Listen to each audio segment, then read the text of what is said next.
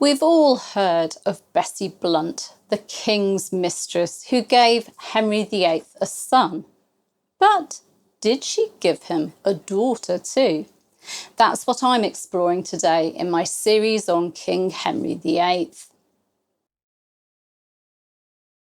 In June 1519, Elizabeth Blount, a maid of honour to Queen Catherine of Aragon, gave birth to a son who was recognised as the King's illegitimate son, named after the King, Henry, and given the surname Fitzroy, a Norman French surname meaning son of the King. This was traditionally given to King's illegitimate sons. He was the King's only son at this point, as the King's son by Catherine, Henry Duke of Cornwall, had died in 1511 after just 52 days of life.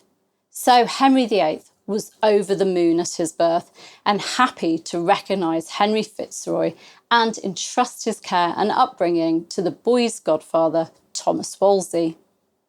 But what happened to Fitzroy's mother, Elizabeth or Bessie Blount?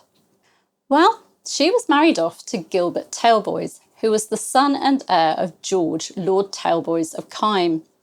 George was suffering from severe mental health issues by 1517, so Gilbert was taken into Wolsey's household. This match was a good one for Bessie, with Gilbert being heir to substantial lands, and it's thought that the match was arranged by the king. However, as historian Elizabeth Norton noted in her biography of Bessie and in an article she wrote for my website, The Anne Boleyn Files, the marriage is not mentioned in the records until June 1522, when Bessie is recorded as Gilbert's wife, when the king granted them a manor in Warwickshire, probably as a wedding present. But why is that at all important? Well, because Elizabeth Norton found that an inquisition post-mortem for Bessie's youngest son, Robert, in June 1542, described his older sister, Elizabeth, named after her mother presumably, as being 22 years of age, meaning that Elizabeth must have been born between July 1519 and June 1520. As Norton points out, with Fitzroy having been born in June 1519, Elizabeth couldn't have been born until at least April 1520, but at the latest June 1520, to make her age 22 in June 1542. That means that she was conceived within months of Fitzroy's birth. Bessie's next child, George, is described as 16 in an Inquisition post-mortem for his grandfather in March 1539, so he must have been born between April 1522 and March 1523, so 2 years after his sister Elizabeth. I have to agree with Elizabeth Norton that this timing suggests that Elizabeth was fathered by the king, while George was fathered by Gilbert Tailboys. And Elizabeth Norton supports her theory with further evidence, and a huge thank you to her for sharing it in an online article for my site. I'll link to it so you can read it in Elizabeth's own words. But here are the main points. Norton writes of how Henry VIII took an interest in Elizabeth Tailboys, Bessie's daughter, above and beyond that which would be expected of the child of a former mistress. For example, in 1541, on his progress to the north with Catherine Howard, he spent a night at the home of Elizabeth and her first husband, Thomas Wimbish, at Naughton. He'd also arranged Elizabeth's marriage to Wimbish, who'd been a royal ward and who was a wealthy man, breaking Wimbish's betrothal to Dorothy Hussey. The king took steps to safeguard Elizabeth's title and inheritance, the Tailboys barony and estates, which she'd inherited after the deaths of her younger brothers. When her husband petitioned for the right to describe himself as Lord Tailboys in right of his wife, the king denied his petition, ensuring that Elizabeth was financially secure. That's just one example, and Elizabeth Norton cites others.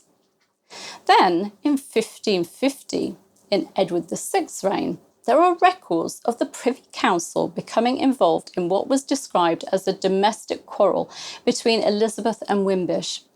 Norton points out that this was highly unusual for the King's Council to become involved in such a dispute. And the Lord Great Chamberlain, the Lord Admiral, and the King's Master of the Horse were all involved in discussing it further. Odd.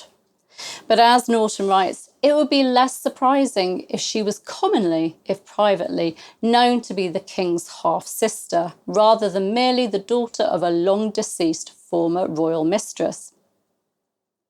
Elizabeth Tailboys' second husband was Ambrose Dudley, son of John Dudley, Duke of Northumberland, who had been Lord President of the Council in Edward VI's reign and who'd supported putting Lady Jane Grey on the throne. When Ambrose was imprisoned following the fall of Queen Jane, Elizabeth petitioned King Philip of Spain for the release of her husband and then thanked him after Ambrose's release. Elizabeth Norton describes how Philip took a personal interest in Elizabeth and that this is clear from this correspondence. But why would Philip be interested in helping the wife of an imprisoned traitor? Then there's the fact that evidence points to Elizabeth not being entirely accepted by the Tailboys family.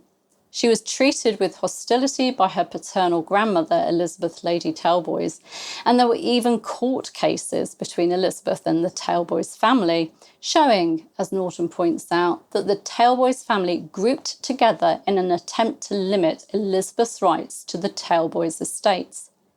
They would certainly do that if they knew she wasn't actually a Tailboys, wouldn't they?